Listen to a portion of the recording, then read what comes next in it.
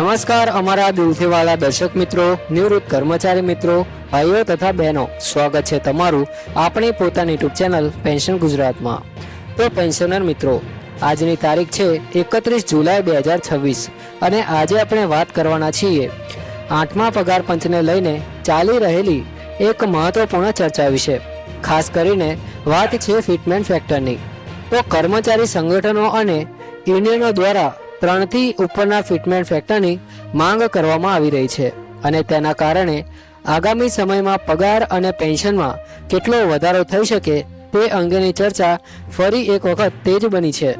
મિત્રો, અહીં એક વાત શરૂઆતમાં જ સ્પષ્ટ કરી દઈએ કે ફિટમેન્ટ ફેક્ટર અંગે હાલમાં જે આંકડાઓની ચર્ચા થઈ રહી છે તે માંગણીઓ અને ચર્ચાના આધારે છે। 8મા પગાર પંચ દ્વારા અંતિમ ભલામણ અથવા કોઈ ચોક્કસ ફિટમેન્ટ ફેક્ટર જાહેર કરવામાં આવ્યું નથી, એટલે આજે આપણે ઉપલબ્ધ માહિતીના આધારે સમગ્ર બાબતે સરળ ભાષામાં સમજવાનો પ્રયાસ કરીશું। તો પેન્શનર મિત્રો, આ આખી ચર્ચા શું છે? 3 થી વધુ ફિટમેન્ટ ફેક્ટરની માંગ શા માટે કરવામાં આવી રહી છે? જો ફિટમેન્ટ ફેક્ટર વધારે નક્કી કરવામાં આવે તો કર્મચારીઓ અને પેન્શનરોને તેનો શું ફાયદો થઈ શકે અને બીજી તરફ સરકાર માટે તેનો નાણાકીય બોજ કેટલો વધી શકે? આ તમામ મુદ્દાઓને સમજવા માટે આજનો વિડીયો અંત સુધી જરૂરથી જોતા રહેજો। અને મિત્રો, જો તમે પહેલી વખત આપણી channel pension Gujarat YouTube channel પર નવા હોય તો અત્યારે જ સબસ્ક્રાઇબ કરી લેજો, જેથી પેન્શન, નિવૃત્ત કર્મચારીઓ તથા સરકારી કર્મચારીઓ સાથે જોડાયેલી મહત્વપૂર્ણ માહિતી નિયમિત રીતે મેળવવા માંગતા હોય તો ચેનલને અત્યારે જ સબસ્ક્રાઇબ કરી લેજો અને વિડીયોને લાઇક કરવાનું પણ ભૂલતા નહીં। તો ચાલો મિત્રો, હવે આજની મુખ્ય માહિતી તરફ આગળ વધીએ। તો સૌથી પહેલાં સમજીએ કે હાલમાં ચર્ચાનો મુખ્ય મુદ્દો શું છે। તો 8મા પગાર પંચને લઈને કર્મચારી યુનિયનો અને વિવિધ સંગઠનો તરફથી ફિટમેન્ટ ફેક્ટર વધારવાની માંગ કરવામાં આવી રહી છે। કેટલીક માંગણીઓમાં 3 થી ઉપરનો ફિટમેન્ટ ફેક્ટર રાખવાની વાત કરવામાં આવી રહી છે, જ્યારે કેટલીક તરફથી 3 થી 4 ગણાના ફિટમેન્ટ ફેક્ટરની માંગ અંગે પણ ચર્ચા થઈ રહી છે। મિત્રો, હવે અહીં સવાલ થાય છે કે આ ફિટમેન્ટ ફેક્ટર એટલે શું? તો સરળ ભાષામાં સમજીએ તો ફિટમેન્ટ ફેક્ટર એક પ્રકારનો ગુણક છે જેનો ઉપયોગ વર્તમાન મૂળ પગારને સુધારીને નવા મૂળ પગારની ગણતરી કરવા માટે થાય છે। અર્થાત જો ફિટમેન્ટ ફેક્ટરમાં વધારો થાય છે તો તેનો સીધો સંબંધ મૂળ પગાર સાથે રહે છે અને જ્યારે મૂળ પગારમાં ફેરફાર થાય છે ત્યારે તેના આધારે પેન્શન તથા પગાર સાથે જોડાયેલા અન્ય લાભો પર પણ અસર થઈ શકે છે। આ જ કારણે 8મા પગાર પંચમાં ફિટમેન્ટ ફેક્ટર કેટલો રાખવામાં આવશે તેની ચર્ચા કર્મચારીઓ ઉપરાંત પેન્શનરો માટે પણ ખૂબ જ મહત્વ ધરાવે છે। મિત્રો, હવે જો આપણે અગાઉના પગાર પંચોની વાત કરીએ તો 6ઠ્ઠા પગાર પંચ દરમિયાન ફિટમેન્ટ ફેક્ટર 1.86 રાખવામાં આવ્યો હતો। ત્યારબાદ 7મા પગાર પંચમાં ફિટમેન્ટ ફેક્ટર 2.57 નક્કી કરવામાં આવ્યો હતો। હવે 8મા પગાર પંચને લઈને ચર્ચા ચાલી રહી છે કે જો આ વખતે ફિટમેન્ટ ફેક્ટર અગાઉની સરખામણીએ વધુ રાખવામાં આવે તો પગાર અને પેન્શનમાં નોંધપાત્ર ફેરફાર જોવા મળી શકે છે। પરંતુ મિત્રો, અહીં ફરી એક વખત મહત્વની વાત એ છે કે હાલમાં 3.83 અથવા 4 જેવા આંકડા મુખ્યત્વે માંગણીઓ અને ચર્ચાઓના સંદર્ભમાં સામે આવી રહ્યા છે। આમાંથી કોઈ ચોક્કસ આંકડો અંતિમ નિર્ણય તરીકે જાહેર થયો હોવાનું માનવું યોગ્ય નથી। 8મા પગાર પંચ દ્વારા અંતિમ ભલામણ કરવામાં આવે ત્યાં સુધી આ બાબત ચર્ચા અને પ્રક્રિયાના તબક્કામાં છે। હવે મિત્રો, 8મા પગાર પંચની કામગીરીની વાત કરીએ તો 8મા પગાર પંચની રચના નવેમ્બર 2025માં થઈ હતી। ત્યારથી કમિશન દ્વારા વિવિધ હિસ્સેદારો સાથે ચર્ચા અને પરામર્શ કરવાની પ્રક્રિયા આગળ વધારવામાં આવી છે।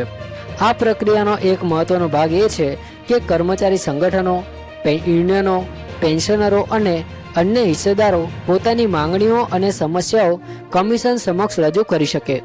અહેવાલ મુજબ દેશના અલગ અલગ વિસ્તારોમાં પરામર્શની પ્રક્રિયા કરવામાં આવી છે। દિલ્હી ઉપરાંત પશ્ચિમ બંગાળ અને ઓડિશા સહિત વિવિધ સ્થળોએ ચર્ચાઓ કરવામાં આવી છે। આગામી સમયમાં પણ કેટલીક મહત્વપૂર્ણ બેઠકોનું આયોજન કરવામાં આવ્યું છે। આ માહિતી મુજબ 7 અને 10 ઓગસ્ટના રોજ દિલ્હી, ત્યારબાદ 7 અને 8 સપ્ટેમ્બરના રોજ ચેન્નઈ તેમજ 9 સપ્ટેમ્બરના રોજ પુડુચેરી ખાતે હિસ્સેદારો સાથેની બેઠકોનો સમાવેશ થાય છે. આ બેઠકો દરમિયાન કર્મચારી સંગઠનો અને પેન્શનરો પોતાની માંગણીઓ રજૂ કરી શકે છે અને પોતાની ફરિયાદો તથા સૂચનો કમિશન સમક્ષ મૂકી શકે છે.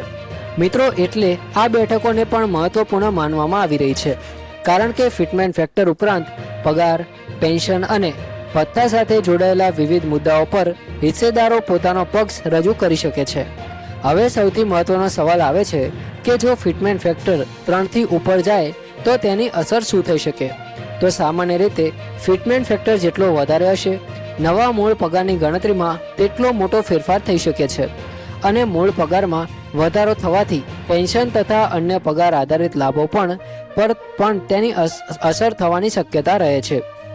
પરંતુ તેની સાથે સાથે સરકાર માટેનો ખર્ચ પણ વધે છે, કારણ કે જો ફિટમેન ફેક્ટર ખૂબ ઊંચો નક્કી કરવામાં આવે તો તેનો અસરકારક ખર્ચ માત્ર થોડા કર્મચારીઓ સુધી જ મર્યાદિત રહેતો નથી.